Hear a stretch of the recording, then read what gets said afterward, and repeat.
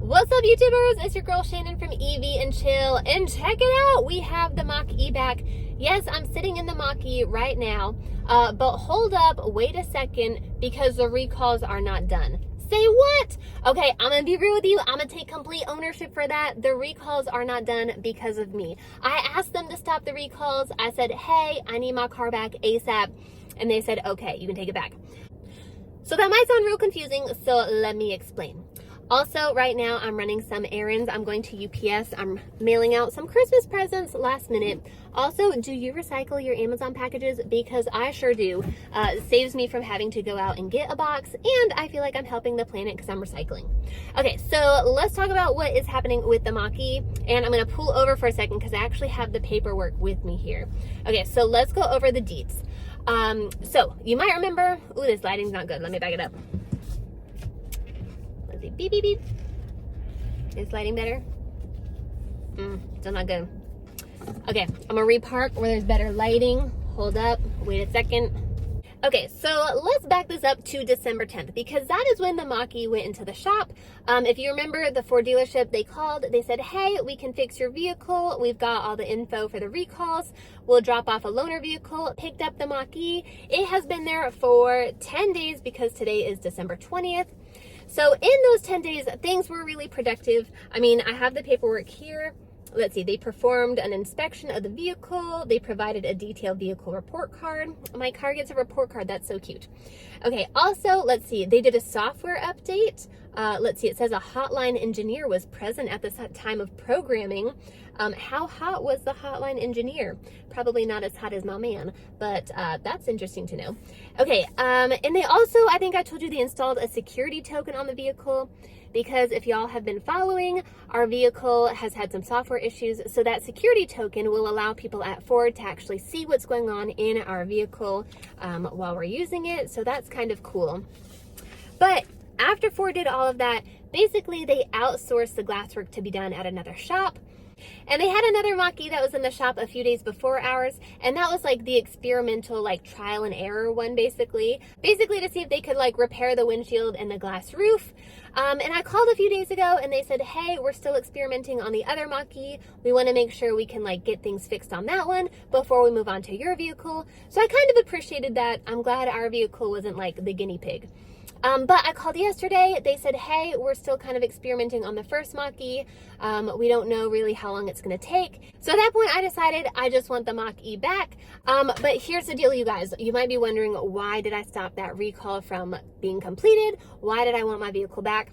Here's the deal, you guys. We are going on a Christmas vacay, but when we come back into town, we are selling the pony. What? Yes, we have another Evie lined up. I'm not going to talk about that in this video, but I'm super excited. I can't wait to share it with you guys.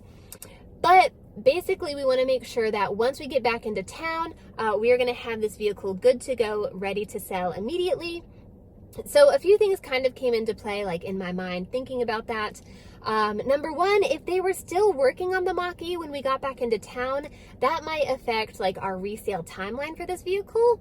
Also, I've been doing a ton of research, you guys, reading forums, websites, everything that's been happening with these recalls. And these recalls are like still pretty new to Ford. A lot of dealerships are still trying to like figure it out.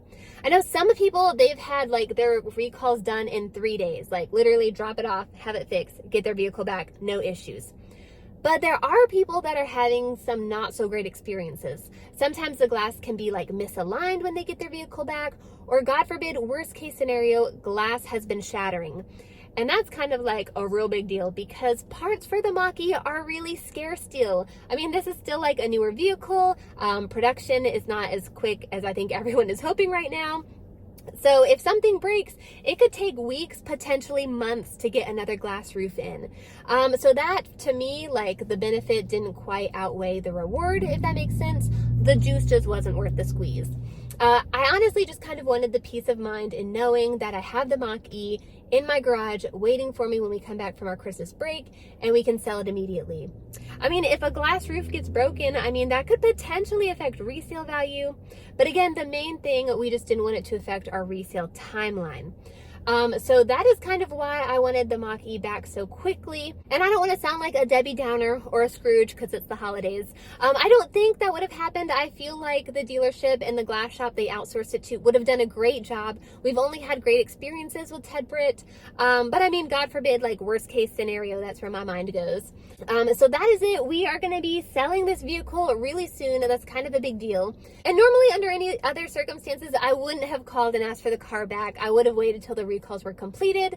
But this wasn't necessarily a recall where like they told me, hey, you need to stop driving the vehicle immediately until these recalls are completed. Okay, so again, we got to get to UPS before they close. We also didn't want anything to potentially affect its resale value, and most importantly, our resale time frame. Because once we get back into town, we'll have our new vehicle, so we need to get rid of this one because there's no sense in keeping it if we have another vehicle to drive. And I wasn't going to do this, but I will give you a quick spoiler what our next vehicle is going to be. Okay, it's an EV. It's got 4 doors and regenerative braking. What? Okay, if you've been following my channel for a minute, you might already have an idea what it might be. It's a vehicle I really wanted for a long time. I think I'm actually most excited about this vehicle over any other vehicle like I've ever owned before. I really can't wait to show you guys. It's going to be super, super awesome. But that is it, you guys. That is everything I had to share with you. Again, I just wanted to keep things transparent and honest with you guys. Also, if you wanted to give me a Christmas present, just hit that subscribe button or the like button. Hit that like button. It'll help too. So I think this might be our last video until the new year. So from our family to yours, I hope you have a very Merry Christmas and a Happy New Year. I hope you get everything that was on your Christmas wish list. If I was on your Christmas wish list, I hate to burst your bubble, but I'm not going to be under your tree Christmas morning. But don't worry, I'll be under my husband's tree and he will unwrap me. Well, that is it. Thanks for watching. I'll catch you next time.